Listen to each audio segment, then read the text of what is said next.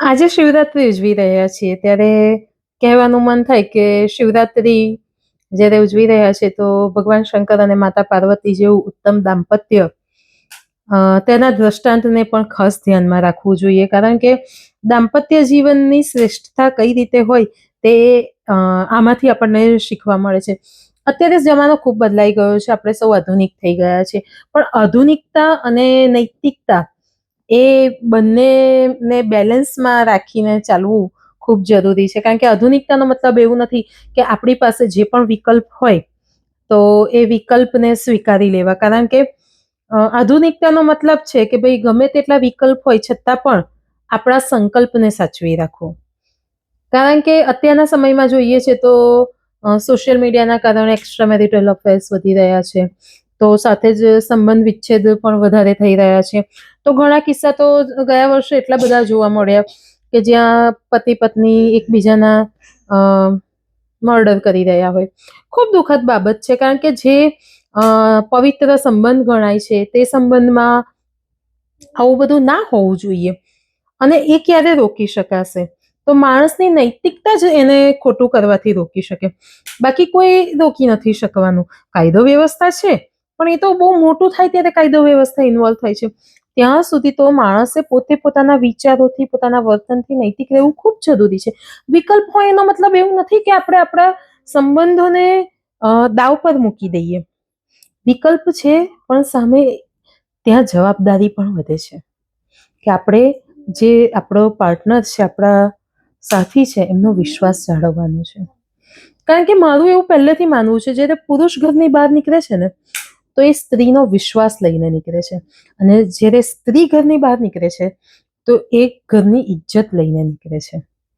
એટલે જ્યારે પણ કોઈ પણ સ્ત્રી પાત્ર હોય એ ઘરની બહાર નીકળે છે તો એના આખા પરિવારની ઇજ્જત એના માથે હોય છે. તો એમણે પણ સાચવવું જોઈએ કે આપણા પરિવારને કે આપણા ઘરને કે આપણા પતિને કોઈને નીચું ના જોવું પડે. તો સામે પુરુષ છે એ જ્યારે બહાર નીકળે છે તો એની પત્નીનો વિશ્વાસ લઈને નીકળે છે. એક પત્ની જે પોતાના સંતાનોને સાચવે છે, જે ઘર સાચવે છે, જે કદાચ પોતાની જાત માટે એટલું બધું ધ્યાન નથી આપી શકતી, એના પરિવારમાં જ રચી પચી રહે છે, તો એનો ખૂબ વિશ્વાસ હોય છે. અને અત્યારે સોશિયલ મીડિયાનો સમય એવો છે કે જ્યાં લોકો પાસે વિકલ્પ વધી ગયા છે. એના કારણે એવું નથી કે પ્રમાણ ખાલી બહાર નીકળતી સ્ત્રીમાં કે બહાર નીકળતા પુરુષમાં જ હોય છે, પણ કહેવાનો મતલબ છે કે તમારો વિશ્વાસ, તમારી ઇજ્જત એ તમારા પોતાના હાથમાં છે.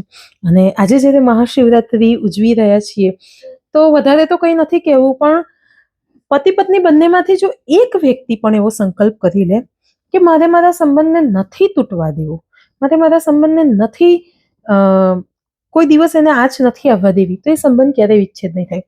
હમણાં લગભગ 4-5 દિવસ પહેલા એક વિડીયો સોશિયલ મીડિયા પર બહુ ટ્રેન્ડિંગમાં હતો કે એક કપલ છે, ગ્વાલિયરમાં એ ડાયવોર્સ લઈ રહ્યું હતું અને નાનો દીકરો એના પપ્પા પાસે હતો અને એને એની મમ્મી ખેંચી રહી હતી અને એની મમ્મી પાસે નહોતું જવું, દીકરો રડતો હતો.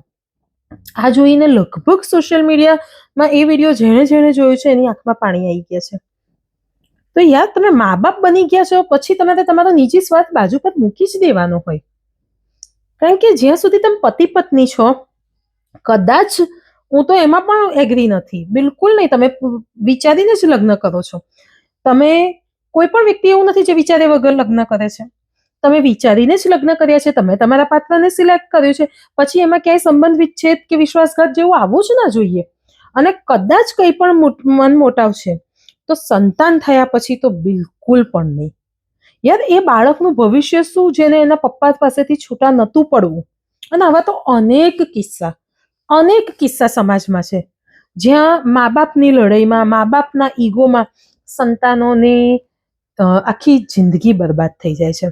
તો બસ વધારે તો નથી કેવું. આજના આ ઉત્કૃષ્ટ દાંપત્યના તહેવાર સમયે જો દરેક પતિ પત્ની એવું નક્કી કરે કે અમે અમારા દાંપત્યને ગમે તે હિસાબે ટકાવીશું. એક્સ્ટ્રીમ લેવલની વાત નથી, જે એક્સ્ટ્રીમ લેવલ પર જ્યાં આગળ ટોર્ચરિંગ થતું હોય કે જ્યાં દહેજની વાત આવતી હોય એની વાત નથી. આ જે નોર્મલ રિલેશન્સ હોય છે, જે 80-85% કેસમાં હોય છે, એની વાત છે. અપવાદરૂપ કિસ્સાને આપણે હંમેશા બાજુ પર જ રાખવા જોઈએ.